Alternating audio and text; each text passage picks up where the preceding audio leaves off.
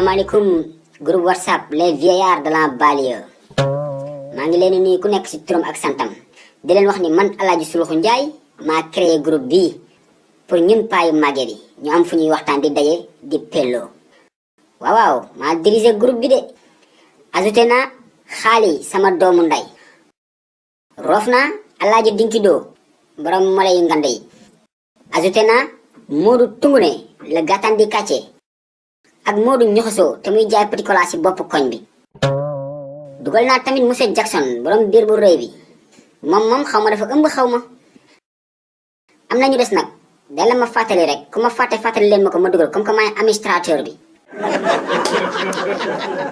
waaw petit Kalidou na nga def gëj naa la gis yow fàttali nga ma sax fàtte woon naa sa baay xaaral ma ñëw ajouté ko ci groupe WhatsApp bi les vieillards de Dakar.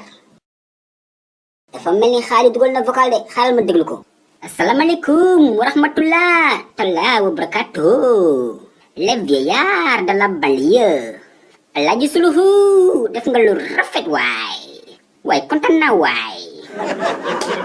war naa envoyé Mamita vocal de wax ko yor naa WhatsApp xaaral ma xool ndax nu nekkul fii sax di ma dégg. waaw Mamita man la Alaaji Suluxu Njaay. waaw léegi am naa WhatsApp mani dinaa reer si tey dinaa reer si numbe laay bañ mu dégg ma moo tax may wax nànk toggal yaa sa lakk jën dégg nga yaa sa lakk jën.